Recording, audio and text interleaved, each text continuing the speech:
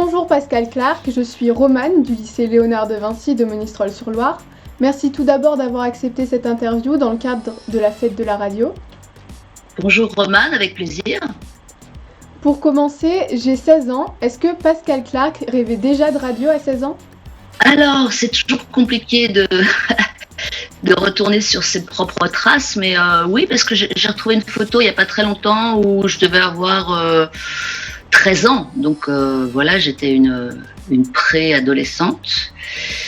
Et c'est une photo où j'ai déjà un casque sur les oreilles et un micro devant moi. Donc oui, probablement que j'en rêvais déjà, même si ce rêve-là faisait peut-être partie encore de mon inconscient. Mais j'ai envie de dire oui. Je pense que la radio, le désir de radio, de son, de casque, de micro est arrivé assez vite, ouais.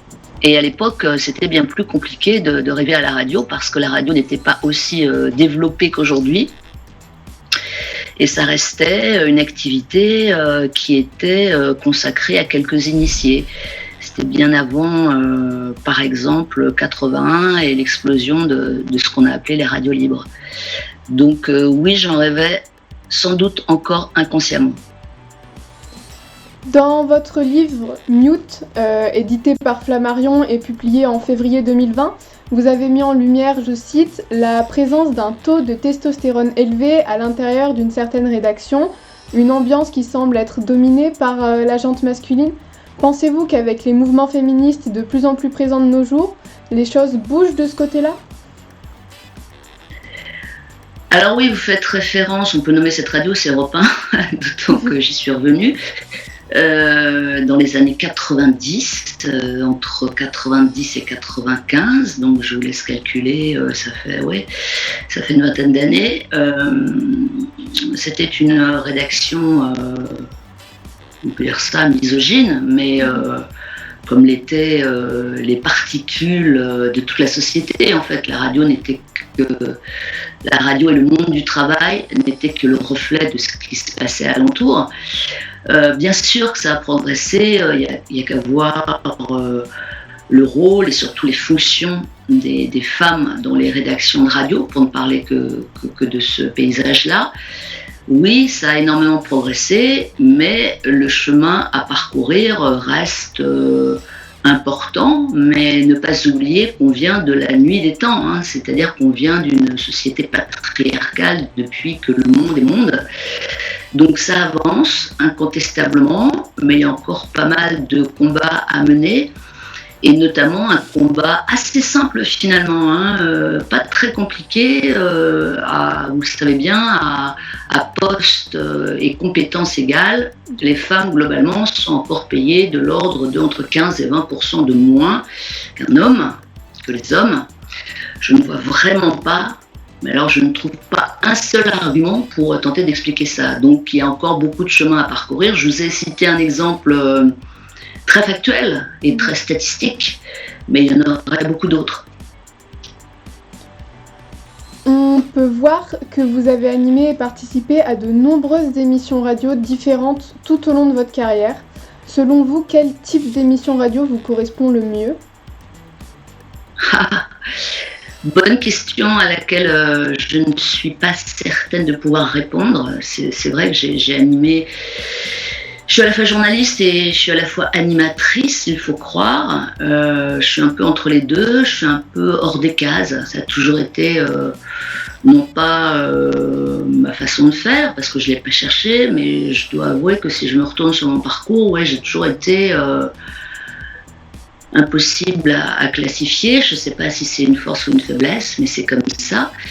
Et donc, je pense que l'émission qui me ressemble le plus, c'est celle que j'occupe actuellement, puisqu'il s'agit d'être en phase avec ce qu'on est et en phase avec le moment où on occupe cette émission. Donc, j'ai eu des émissions avec plus ou moins de bonheur, mais je pense que ça ne sert à rien de juger les émissions du passé avec ce que je suis aujourd'hui. Vous voyez, je pense qu'une bonne émission, pour celui ou celle qui la présente, c'est une émission avec laquelle on est en phase avec ce qu'on est.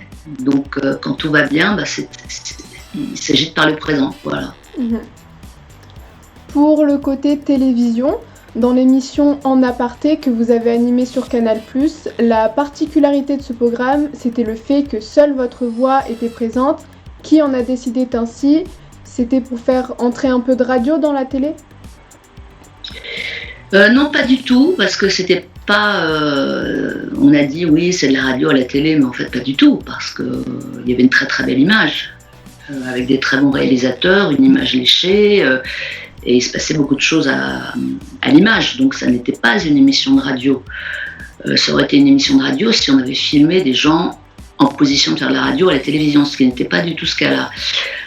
C'est une idée qui est venue, ça n'est pas mon concept, c'est une idée qui est venue du directeur des programmes de l'époque à Canal+, qui s'appelle Alexandre Drubini, je vais prononcer son nom correctement, il le mérite. Et il m'a téléphoné un jour, à l'époque j'assurais la revue de presse sur France Inter, et il m'a proposé ce concept. Alors évidemment, le plus spectaculaire était que la personne qui posait des questions n'était pas visible à l'écran, mais en fait il y avait tout un dispositif qui était très spécial dans cette émission. Je peux vous citer d'autres points. Une personne seule dans une sorte d'appartement studio de télévision, ça n'existe pas. Une personne seule sans public, ça n'existe pas. Il n'y avait pas de rouge aux caméras. Les cadreurs n'étaient pas dans le champ. La personne interviewée avait ma voix, mon son uniquement dans l'oreillette. Ça n'était pas un son ambiant. Et c'est tout ce dispositif-là, je crois, qui a servi pour faire de cette émission une émission particulière, avec aussi, c'est vrai, le fait qu'on ne me voyait pas à l'écran. Donc ça n'était pas mon idée, mais c'est nous quand même, avec une petite équipe au sein de Canal+, qui l'avons transformée en vraie émission. On y a travaillé pendant longtemps, on a rectifié les choses, c'est nous qui l'avons faite. Et vous, quel est votre rapport à l'image dans la sphère médiatique ? J'ai jamais voulu faire de télévision. En fait, j'ai fait de la télévision il y a très très longtemps en co-présentation d'une émission qui existe toujours, non plus à la télévision mais sur internet, qui s'appelle Arrêt sur image de Daniel Schneiderman. Lui venait de la presse écrite et donc il avait besoin de quelqu'un davantage porté sur l'audiovisuel pour l'aider à co-présenter cette émission, ce que j'ai fait. Et pendant, me semble-t-il, une saison et demie, et c'est là que j'ai compris que je ne voulais pas en fait passer à la télévision pour tout un tas de raisons. Et donc depuis, j'y vais très rarement. J'y vais comme invitée. Quand j'ai la chance d'être invitée pour parler d'un livre que j'ai écrit ou ce genre de choses. Mais en fait, j'ai pas envie de passer à la télévision. Voilà, pour tout un tas de raisons que je peux vous expliquer si ça vous intéresse. Mais je suis plutôt une femme de radio et je déteste l'idée que la radio soit désormais quasiment systématiquement filmée. Je trouve que c'est se tirer une balle dans le pied. La radio est notamment basée sur des voix, donc sur un mystère. Et montrer tout ça, pour moi, n'a aucun sens. Vous devez avoir des tonnes de souvenirs, j'imagine, mais si vous n'aviez qu'un seul moment de radio à retenir, lequel serait-il ? Ça, c'est trop compliqué comme question. Franchement, je peux vous en donner un qui me passe à travers la tête, mais vous me reposerez la question, Romane, dans 5 minutes, je ne citerai pas le même. Je pense que j'ai une mosaïque. Les souvenirs, c'est comme une mosaïque qui finissent par former une sorte de tout. Donc, en extraire un, ce serait injuste pour tous les autres. Mais si vraiment vous insistez, je peux vous en trouver un. Mais ça ne voudra pas dire grand-chose. Donc, c'est vous qui voyez, c'est comme vous voulez. Un souvenir qui vous a marqué alors ? Peut-être pas le meilleur, mais un souvenir qui vous a marqué. Alors j'y vais. Alors j'ai le souvenir tout de suite d'une émission, d'une nuit blanche à la radio. C'était sur France Inter. Je me souviens plus très bien de l'année. Et c'est une émission que nous avions produite et présentée avec le comédien Vincent Lindon. Et cette émission-là se déroulait de minuit à 5h du matin. Donc c'est quand même très très long, 5 heures d'émission. Avec beaucoup d'invités qui succédaient, avec de la musique en live, avec tout un tas de choses. Ça a duré donc 5 heures en direct intégral. Et comme il était radical, encore plus que moi, on avait décidé qu'il n'y aurait pas de replay. C'est-à-dire que ceux qui voulaient écouter l'émission, soit ils étaient là avec nous pendant cette nuit blanche, soit il n'y avait pas d'autre possibilité d'écouter. C'est-à-dire qu'on revenait à une conception de la radio. Moi, je trouve ça très bien, les replays, les podcasts.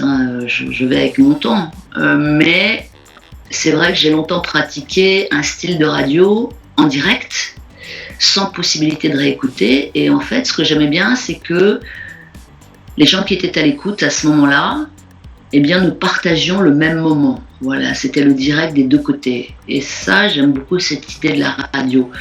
Donc, cette nuit blanche, avec Vincent Lindon sur France Inter, une nuit. En plus, c'était une nuit de semaine, c'était même pas une nuit de vendredi à samedi ou de samedi à dimanche. Donc, il fallait vraiment être fou furieux pour écouter ça.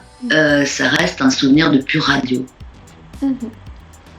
Pour conclure, un exercice d'imagination. Je vous donne les rênes d'une émission de 2 heures et vous avez carte blanche sur le choix des invités, vivants ou non.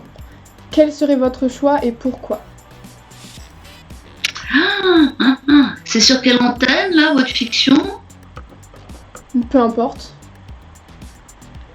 Peu importe. Ok, donc je choisis tout en fait. Oui. Alors, c'est bizarre parce que je pense davantage aux morts tout de suite invités qui me viennent automatiquement. Mais alors, il y aura un casting d'enfer. Alors, parmi les morts, il y aurait